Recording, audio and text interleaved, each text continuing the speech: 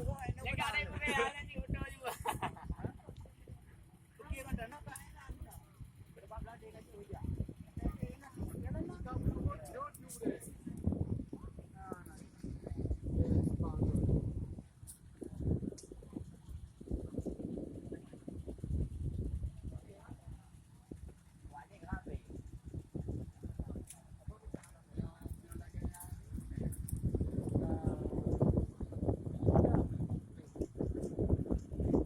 Pak.